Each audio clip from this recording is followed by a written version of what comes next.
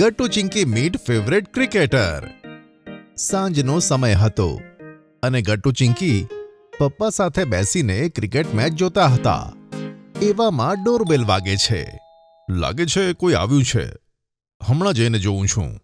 જેવો પપ્પા દરવાજો ખોલે છે તે ખુશ થઈ જાય છે, કારણ કે બહાર તેમના નાના ભાઈ એટલે કે ગટ્ટુ ચિંકીના વિજય કાકા આવ્યા હતા.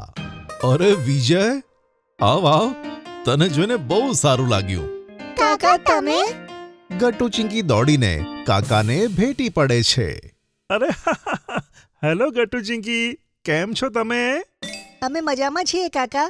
આવો, ટીવી પર મેચ આવે છે, આપણે મળીને જોઈએ. હા કાકા, ચલો નહીં તો મિસ થઈ જશે. શું? હા ચલો. પછી કાકા, પપ્પા અને ગટ્ટુ ચિંકી એક સાથે મેચ જોવે છે. મમ્મી કાકા માટે નાસ્તો લાવે છે અને પપ્પા તેમજ કાકા એકબીજા સાથે વાત કરે છે. તો બતાવી વિજય, આજે અચાનક અહીંયા કેમ આવવાનું થયું?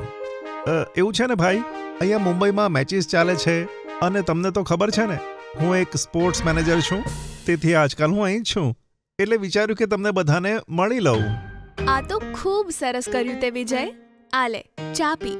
ત્યાં જ કાકા જુએ છે કે ગટ્ટુ અને ચિંકી ખૂબ જ ધ્યાનથી મેચ જોઈ રહ્યા છે. અરે ગટ્ટુ ચિંકી, શું ખરેખર તમને મેચ વિશે બધી ખબર છે? હા કાકા, બીજું શું, અમને બધી ખબર છે. અને તમને ખબર છે કાકા, ગયા વર્ષે તો અમે સ્ટેડિયમમાં મેચ જોવા પણ ગયા હતા. આ વખતે પપ્પા બહુ બિઝી છે, એટલે અમે નથી જઈ રહ્યા. ગટ્ટુ ચિંકીની વાત સાંભળી કાકા કંઈક વિચારમાં પડી જાય છે. પછી તે ગટ્ટુ ચિંકીને કહે છે, સારું બાળકો, કહો તમારો ફેવરેટ ક્રિકેટર કોણ છે? ગટ્ટુ ચિંકી એક સેકન્ડ પણ વિચારતા નથી અને કાકાને કહી દે છે, બીજું કોણ? ફક્ત ને ફક્ત વિરાટ કોહલી સર. શાબાશ બાળકો. જો કે મને લાગે છે કે મારી પાસે તમારા માટે કંઈક સરપ્રાઈઝ છે. શું સરપ્રાઈઝ? તે શું કાકા? જલ્દી કહો ને, શું સરપ્રાઈઝ?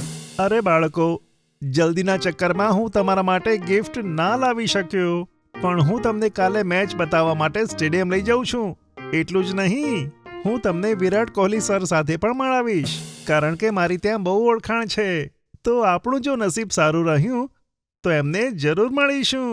કાકાની વાત સાંભળી ગટ્ટુ અને ચિંકી તો ખુશીના માર્યા પાગલ થઈ જાય છે. શું અમે ખરેખર વિરાટ કોહલી સર સાથે મળીશું? મને તો મારા કાન પર વિશ્વાસ જ નથી થતો કાકા. મમ્મી પપ્પા, શું તમે સાંભળ્યું? કાકાએ શું કીધું? હા બાળકો, તમે લોકો ખરેખર ખૂબ લકી છો, કારણ કે સૌને ફેવરેટ ક્રિકેટર સાથે મળવાનો મોકો નથી મળતો.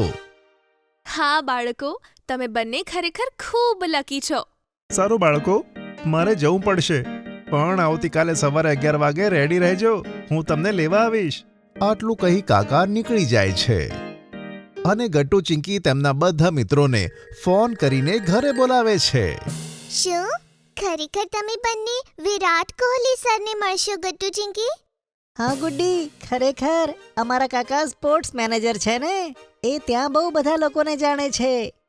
ગટ્ટુ ચિંકી, તો તમે વિરાટ સરને અમારા બધાનું હેલો કહેજો અને અમારા માટે તેમનો ઓટોગ્રાફ લઈને આવજો. ઓકે બંટી, અમે ટ્રાય કરીશું. અને ગટ્ટુ ચિંકી, તમે બંને એમની સાથે ફોટો ક્લિક કરાવવાનું ના ભૂલતા. હા હરી. જો કે ચિંકી, તને યાદ છે, છેલ્લે આપણે જ્યારે સ્ટેડિયમમાં ગયા હતા ને, ત્યારે આપણે એક જર્સી લીધી હતી વિરાટ કોહલી સરવાળી. આપણે એને કાલે પહેરીને જઈએ તો? વાવ ગટ્ટુ, ગ્રેટ આઈડિયા. ચાલ મમ્મીને કહીએ કે તે આપણા બંનેની જર્સી બહાર કાઢીને રાખે. પણ મમ્મી પહેલાથી જ એમની વાતો સાંભળતી હતી. તેઓ કિચનમાંથી જ કહે છે, મેં સાંભળી લીધું ગટ્ટુ ચિંકી, હું તે બહાર કાઢીને રાખીશ. Thanks mummy.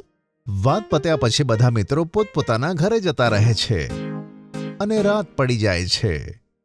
પણ ગટ્ટુ ચિંકીને તો ઊંઘ જ નહોતી આવી રહી, તો પણ તેઓ ઊંઘવાનો પ્રયત્ન કરે છે. બીજા દિવસે કાકાના આવતા પહેલા જ બંને વિરાટ કોહલી સરવાળી ટી શર્ટ પહેરીને તૈયાર રહે છે. એવામાં બહાર કાર લઈને કાકા આવે છે.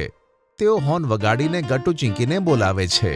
ગટ્ટુ ચિંકી, જલ્દીથી આવી જાઓ. યે કાકા આવી ગયા. અરે વાહ, તમારી ટી શર્ટ તો બહુ જ સરસ છે. વિરાટ સરને પણ આ બહુ ગમશે. આજે તો બહુ મજા આવવાની છે. તો પછી લેટ્સ ગો કાકા. હવે મારાથી રાહ નથી જોવાતી. કાકા સીધા કારને સ્ટેડિયમની બહાર ઊભી રાખે છે અને પછી તેઓ ગટ્ટુ ચિંકીને અંદર લઈ જાય છે. મેચ શરૂ થઈ ગઈ હતી અને ગટ્ટુ ચિંકી મેચ જોવા લાગે છે. યે મેચ શરૂ થઈ ગઈ. ચિંકી પેલા જો, અહીંયાથી વિરાટ સર કેટલા નાના લાગે છે. મને તો બસ જલ્દી મેચ ખતમ થાય ત્યારે જ તેમને સામેથી મળવું છે ગટ્ટુ. હું તો બહુ બધો નર્વસ થઈ રહ્યો છું ચિંકી. ખબર નહીં એમને શું કહીશ. અરે સૌથી પહેલા તો તું તેમને હેલો કહેજે. હા ઠીક છે ચિંકી. ગટ્ટુ ચિંકીની એક્સાઇટમેન્ટ જોઈને કાકાને પણ બહુ સારું લાગે છે. જોત જોતામાં ક્યારે મેચ પતી જાય છે ખબર જ નથી પડતી. અને હવે વારો હતો ક્રિકેટ કિંગને મળવાનો. કાકા ગટ્ટુ ચિંકીને લઈને ઓટોગ્રાફ એરિયામાં જાય છે, જ્યાં વિરાટ કોહલી સર પહેલાથી રિપોર્ટર્સની પાસે ઊભા હતા. હેલો સર, આ છે ગટ્ટુ ચિંકી અને આ તમારા બહુ મોટા ફેન છે. Hello sir. ગટ્ટુ જ્યારે વિરાટ સર સાથે હાથ મિલાવવા જાય છે ત્યારે તેના હાથ ધ્રુજવા લાગે છે. હેલો ગટ્ટુ. હેલો સર, હું પણ તમારી બહુ જ મોટી ફેન છું. હેલો ચિંકી. બાળકો, શું તમને ક્રિકેટ બહુ ગમે છે? હા સર, અમને બહુ ગમે છે.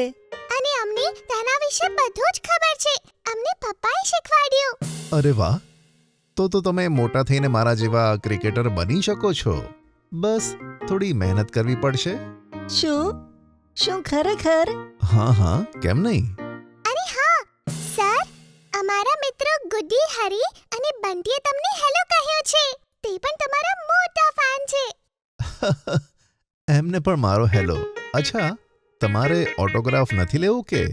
લેવું છે સર, પણ શું તમે આ ટી શર્ટ પર ઓટોગ્રાફ કરશો? અમે હંમેશા તેને સાચવીને રાખીશું. કેમ નહીં ગટ્ટુ, જરૂર આય. પછી વિરાટ સર ગટ્ટુ ચિંકીની ટી શર્ટ પર ઓટોગ્રાફ આપે છે અને પછી કાકા ગટ્ટુ ચિંકીની વિરાટ સર સાથે ઘણી બધી ફોટોઝ ક્લિક કરે છે. ત્યાં રહેલા રિપોર્ટર્સ પણ તેમની ફોટો ક્લિક કરે છે. બાળકો, તમને મળીને મને બહુ સારું લાગ્યું અને તમે બંને ખૂબ મહેનત કરજો અને ખૂબ ફેમસ થજો, જેથી એક દિવસ હું તમને મળવા આવું અને તમારો ઓટોગ્રાફ લઉં. ઓકે? ગટ્ટુ ચિંકીને વિરાટ સરની આ વાત ખૂબ જ ગમે છે. Okay sir. સર નહીં બાળકો, દોસ્ત. બાય બાય બાળકો.